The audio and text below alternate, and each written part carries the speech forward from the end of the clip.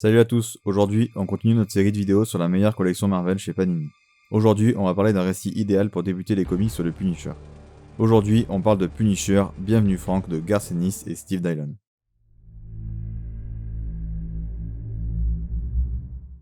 Frank Castle est devenu le cauchemar de la pègre depuis que sa famille a été assassinée par la mafia. Connu sous le nom du Punisher, il tue désormais tous les criminels reliés au crime organisé. Aujourd'hui, Frank va s'en prendre à un poids lourd du crime organisé, Manucci, et tuer tous ses sbires jusqu'à essayer de l'atteindre pour se débarrasser d'elle. En parallèle, on va suivre deux flics moqués par leurs collègues qui ont chacun une mission impossible et qui se croisent. Un des deux doit arrêter Manucci et l'autre doit arrêter le Punisher. Comment vont-ils s'y prendre?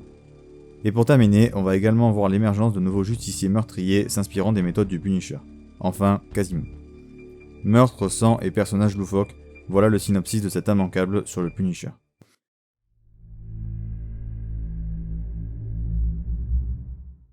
Alors pour commencer cette review, autant vous dire tout de suite deux choses. Premièrement, les auteurs avaient carte blanche totale sur l'histoire. Garth Ennis étant connu pour la violence de ses récits, il va s'en donner à cœur joie, mais genre vraiment. C'est un comics à ne mettre sous aucun prétexte dans les mains d'un enfant. Et deuxièmement, ce comics regroupe les 12 premiers numéros du travail de Garth Ennis sur le Punisher. C'est en quelque sorte l'introduction. C'est devenu un classique sur le personnage, comme tout le reste du run d'ailleurs. En parlant du run, il est contenu dans un label adulte de Marvel.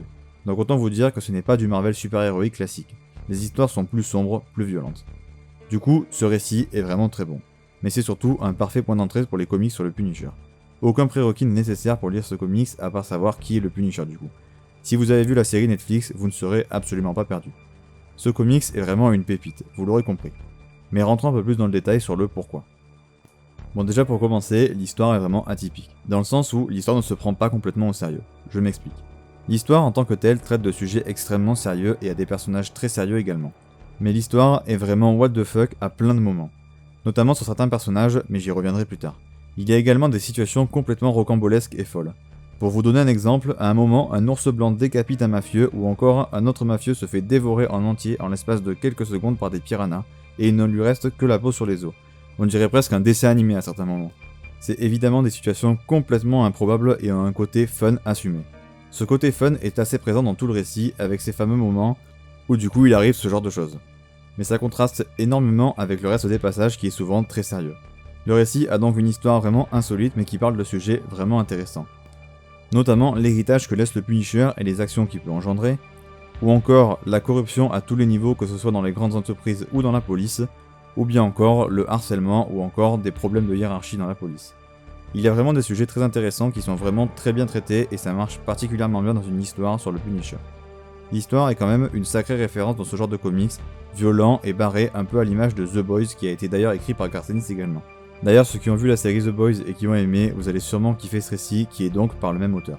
Autant barré et qui à la fois traite de sujets sérieux et intéressants. L'histoire est vraiment hyper violente, hyper trash et les meurtres du Punisher sont à la fois inventifs, fun et aussi extrêmement violents et barrés. Autre référence pour ceux qui ont vu la série Daredevil de Netflix, si vous vous souvenez de ce fameux épisode avec le Punisher et Daredevil sur le toit, eh bien il vient de ce comics. C'est d'ailleurs pour moi un des meilleurs épisodes sur le Punisher jamais écrit. Il met vraiment en évidence la différence entre le Punisher et les autres héros, et surtout montre à quel point le personnage est prêt à se sacrifier, et à quel point il comprend l'importance d'avoir des héros autres que lui. Il n'est pas là pour être un modèle ou servir d'exemple. Ce qui d'ailleurs renvoie à des grands thèmes du récit, il est là pour se sacrifier, pour faire le sale boulot. Sinon le récit est vraiment très bien rythmé, avec pas énormément de dialogue. Évidemment, l'histoire est sombre, les combats sont vraiment cool et montrent toute l'intelligence et la sournoiserie parfois du Punisher. Sinon l'histoire est intéressante aussi pour ses différents points de vue sur la situation.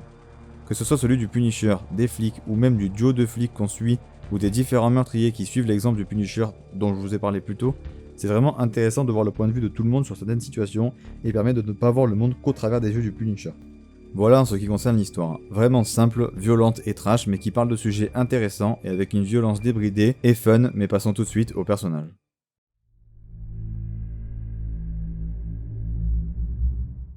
Première chose à dire sur les personnages, c'est que c'est clairement un des points forts du récit à mon avis. Le récit est rempli de personnages complètement what the fuck, souvent caricaturaux, mais on sent que c'est voulu. Certains personnages sont vraiment invraisemblables mais ça fonctionne très bien avec le récit et c'est très cool.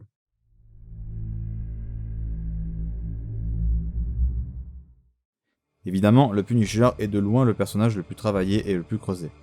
Il est ultra intéressant. Il est fidèle à son habitude et à ses principes, ce qui le rend toujours intéressant. C'est toujours un excellent personnage. On est toujours sur le qui-vive en ce qui concerne les décisions qu'il va prendre. Mais c'est pas tout, Garcenis va creuser le personnage de manière très intéressante.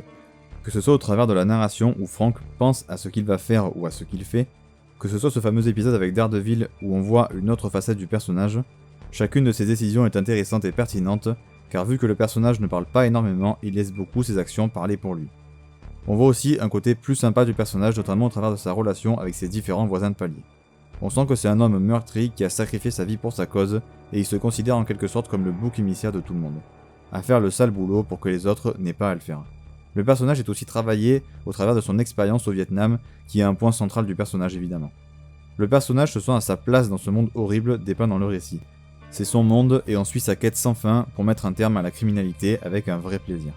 C'est super intéressant. Autre côté très intéressant du personnage, c'est aussi le rapport qu'il a avec les personnes qui souhaitent le copier. Également la façon dont Ennis traite les actions du personnage sont excellentes. Il dit que le Punisher voit chaque meurtre comme un choix entre la vie du criminel et la vie du personnage qu'il va tuer dans le futur. C'est toujours compliqué d'arriver à rendre les actes du Punisher autre chose que de la tuerie de masse, et la façon dont Ennis amène ça est vraiment hyper intéressante. Ensuite, ça n'empêche pas le personnage d'apprécier ce qu'il fait, ce qui le rend le personnage vraiment tordu à certains moments. Le personnage est toujours aussi nuancé dans son traitement. C'est toujours compliqué de se placer par rapport aux actes du Punisher, surtout quand il est le personnage principal d'un récit. En bref, le personnage est juste excellent, vraiment très bien travaillé au travers de ce récit, c'est un vrai plaisir.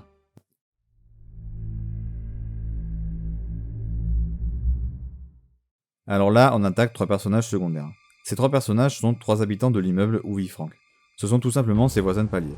Ces personnages sont fondamentalement pas très travaillés ou quoi que ce soit, ils sont assez simples. Il y a une femme qui se sent seule et qui est très sympathique, aimable mais apeurée. Il y a un homme qui a des piercings partout, qui est un peu extravagant mais très gentil. Et le dernier, c'est une personne en surpoids, hyper gentille avec tout le monde. Mais leur caractère n'est pas forcément le plus intéressant. Ce qui est intéressant, c'est ce qu'ils représentent.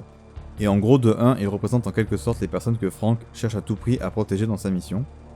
Et de 2, ils servent un peu d'aide à Frank autant moral que dans leurs actes, et en dernier, ils servent surtout à montrer à quel point Frank est un homme bien dans le fond, et qu'il est devenu un tueur de masse pour des raisons bien particulières, et que même si sa croisade est horrible, ça n'en empêche pas d'être une personne normale quand il n'est pas face à des criminels. Cette double facette du personnage est parfaitement exploitée au travers de ces différents personnages, qui sont du coup vraiment cool et intéressants sur ce point de vue. Ils sont en plus de ça loyaux et leur fin est parfaitement en accord avec les personnages.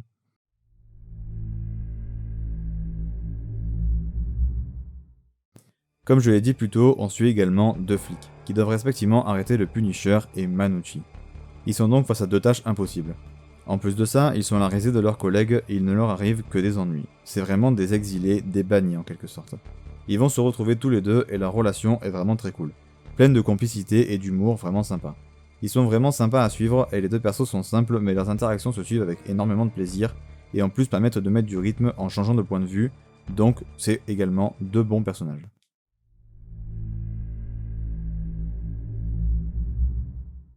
Alors ces 3 personnages, ils sont particuliers. Le but de leur présence est de montrer les excès que peuvent atteindre certaines personnes sous prétexte qu'ils copient le Punisher et son exemple. Comme je l'ai dit, ils le prennent pour exemple. Les 3 personnages sont vraiment des fous, ils sont vraiment particuliers. Chacun d'entre eux est vraiment intéressant à suivre justement pour ce côté complètement timbré. Forcément, ils permettent de travailler le Punisher de manière induite. Pour aller un peu plus en détail, on a le droit à un prêtre qui assassine avec une hache les personnes qui viennent se confesser d'actes horribles. On a également un riche père de famille habitant des beaux quartiers, masqué et parfaitement habillé qui tue absolument toutes les personnes qu'il considère qui vont nuire à son quartier. Ça va des dealers de drogue aux marchands de hot dog. Et le dernier est une sorte d'homme masqué également, qui s'en prend aux dirigeants des grandes entreprises et qui ont du sang sur les mains. Chacun représente un des côtés de la croisade du Punisher, mais poussé à l'extrême et dans un excès encore moins moral que le Punisher. Ils sont tous les 3 convaincus des bienfaits de leurs actions et pensent être des dignes héritiers du Punisher. Chacun a une personnalité propre, mais tous les 3 sont complètement fous.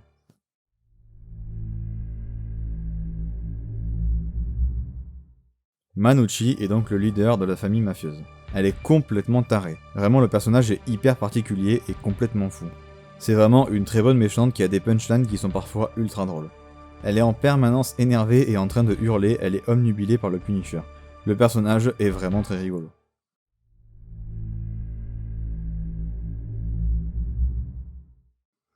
Alors là, on a vraiment le personnage le plus what the fuck de tout le récit. C'est littéralement un espèce de surhomme complètement décérébré. On dirait un enfant de 6 ans dans le corps d'un monstre de 150 kg de muscles absolument indestructible.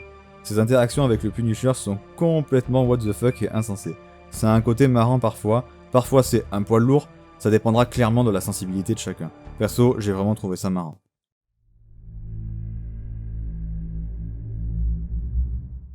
Alors en ce qui concerne les dessins, ils sont faits par Steve Dillon, et les dessins de Steve Dillon sont un peu particuliers. Personnellement, je les aime beaucoup. J'aime vraiment le côté assez simple de ses dessins, mais il arrive vraiment à donner des émotions à ses personnages. Que ce soit le Punisher ou tous les autres, on ressent vraiment l'émotion qu'ils veulent transmettre. Ça, c'est un énorme point fort du récit. Sinon, niveau mise en page, c'est vraiment très cool. Il y a une bonne utilisation des ombres, le Punisher est à la fois iconisé et aussi mis à niveau d'homme selon les cases, les décors sont sympas et assez variés, les scènes de combat sont très souvent excellentes et nous montrent l'habilité du Punisher dans des combats au corps à corps ou avec des armes. Évidemment, tout ce qui est sang, feu, explosion est très efficace et surtout très présent. Le découpage des cases est vraiment efficace et simple, c'est très cool. C'est vraiment des dessins excellents et surtout qui collent parfaitement à l'ambiance de l'histoire, à la fois loufoque et très sérieuse selon les moments.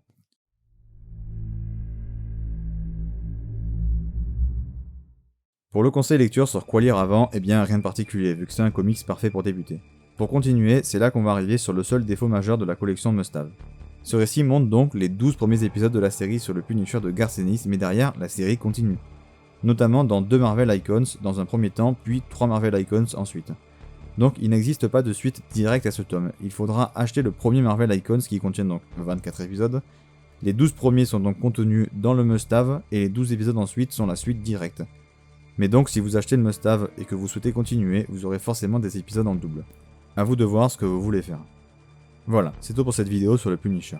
Comme vous l'aurez compris, je vous conseille ce récit qui est clairement un classique du personnage. Il replace le personnage sur le devant de la scène. N'hésitez pas à vous abonner, ça fait toujours plaisir. À liker, ça m'aide et ça m'encourage à faire des vidéos. Mais si vous voulez vraiment m'aider, le mieux, c'est le partage qui m'aide énormément. Si vous voulez aller faire un tour sur mon Instagram où je suis très actif également, vous pouvez y aller. Sur ce, c'était Day One et à la prochaine.